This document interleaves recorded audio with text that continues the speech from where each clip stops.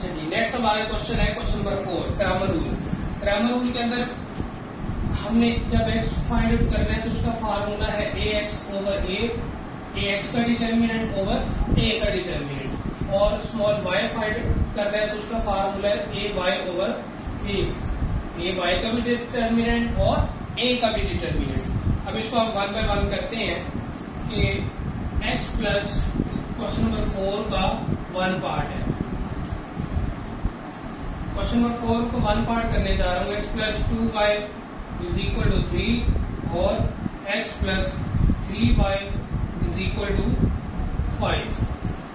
तो इसमें क्या करना है, सबसे पहले हमने a निकालना है। तो a क्या सिंपल, आपने क्या करना है, इसको मैट्रिक्स की फॉर्म में लिखना है। x के कोएफिशिएंट फिर y के कोएफिशिएंट, ये हमारा क्या आ गया, सिंपली a आ गया। अब हमने क्या करना है, a का डिटर्मिनेंट लेना, तो उसके लिए स्ट्रेट लाइन लगानी है 1 1 2 3। तो सिंपल इसको इससे मल्टीप्लाई करेंगे, 1 मल्टीप्लाई बाय 3 3 माइनस फार्मूले का 2 मल्टीप्लाई बाय 1 2, तो आंसर क्या आ गया, 1 आ गया। उसके बाद हम लिखेंगे ax। जब मैंने यहाँ पे x लिखा है ना, a के साथ x के a के x में x लिखा है, तो फिर x वाले कोएफिशिएंट हम नहीं लिखेंगे, उनकी जगह पे लिखेंगे कांस्टेंट, और फिर y के कोएफिशिएंट 2 3, और फिर ax का क्या करेंगे, डिटर्मिनेंट ले लेंगे 3 5 2 3। तो ये इससे मल्टीप्लाई होगा 3 3 9 माइनस फार्मूले का 5 टू द 10, तो आंसर क्या आ गया, -1। फिर हम क्या करेंगे, ay लिखेंगे, ay is equal to, ay की बात कर रहे हैं तो y वाले कोएफिशिएंट नहीं लिखने, x के कोएफिशिएंट एज इट इज 1 1, फिर कांस्टेंट लगा देना है। y के नहीं लिखने तो उनकी जगह पे कांस्टेंट लगा देना है। तो ay is equal to straight line 1 1 determinant लेना है उसका 3 5, तो इसको इससे मल्टीप्लाई किया 5 1 द 5 माइनस फार्मूले का 3 1 द 3, तो आंसर कितना आया 2।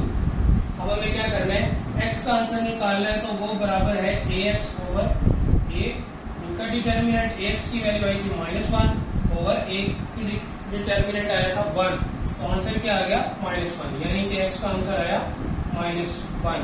अब हम y का निकालना है, तो y is equal to a over a, इसका डिटर्मिनेंट, तो a y हमारे पास किसके बराबर है, 2 के बराबर है ओवर y 1, a का डिटर्मिनेंट 1, तो आंसर क्या आया 2। तो y इज इक्वल टू क्या आ गया हमारे पास 2। ये था क्वेश्चन नंबर 4 का फर्स्ट पार्ट। एक दो और पार्ट कर लेते हैं। तो क्वेश्चन नंबर 4 पार्ट कर रहा हूं मैं। क्वेश्चन नंबर 4 का 4 part, -2x plus 6y is equal to 5, x minus 3y is equal to -7। तो सेम वही चीजें हमें सबसे पहले ये 3 चीजें निकालनी है, ax और ay। तो a पहले लिखते हैं, a की वैल्यू हमारे पास -2 1 6 -3, तो ये हमारे पास क्या आ जाएगा, a का डिटर्मिनेंट लेना है -2 6 1 -3, ये हमारे पास क्या आ गया, minus minus plus 3 to 6 minus फार्मूले का -6 which is equal to 0, so its inverse is not possible. a का डिटर्मिनेंट हमारे पास क्या आ गया, 0 आ गया। तो जब डिटर्मिनेंट इक्वल टू 0 आ गया तो इसका मतलब ये है कि ये हमारे पास सिंगुलर मैट्रिक्स है। तो जब सिंगुलर मैट्रिक्स है तो उसके लिए उसका इनवर्स पॉसिबल नहीं होता, तो इसको हम इससे आगे सॉल्व नहीं कर सकते। तो कोई और पार्ट उठा लेते हैं। क्वेश्चन नंबर 6 पार्ट है, 4 का 6 part. 5 plus 2y is equal to 13, 2x plus 5y is equal to 17।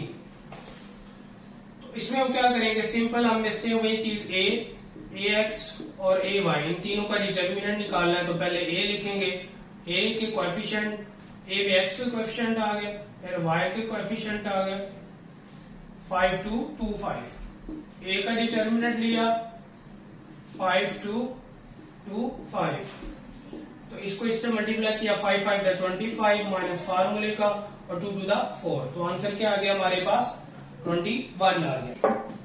अब हम क्या करेंगे, ए एक्स निकालेंगे।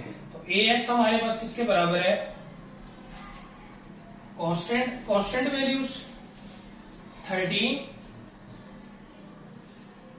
17 और 2 5। तो ए एक्स का डिटर्मिनेंट क्या आ जाएगा 13 17 2 5। तो इसको इससे मल्टीप्लाई किया 65 माइनस इसको इससे किया तो 34, इन दोनों को माइनस करेंगे तो 31 आ जाएगा। अब हम क्या करेंगे, ए वाई निकालेंगे। ए वाई के लिए क्या करना है, वाई के कोएफिशिएंट नहीं लिखने, एक्स वाले लिखे 5 2 और 13 17।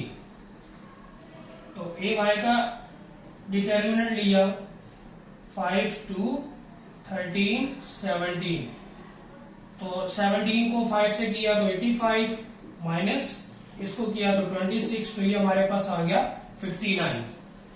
ए वाई का डिटर्मिनेंट हमारे पास आया 59। तो अब हम क्या करेंगे, अब हमें एक्स निकालना है, तो वो बराबर है ए एक्स ओवर ए का डिटर्मिनेंट, तो उसकी वैल्यू पुट करें, वो आ गया 31 ओवर 21। और वाई निकालना है, तो वो बराबर है ए वाई ओवर ए का डिटर्मिनेंट, और वो हमारे पास आ गया 59 ओवर 21। तो ये था हमारा क्वेश्चन नंबर 4 का 6 पार्ट।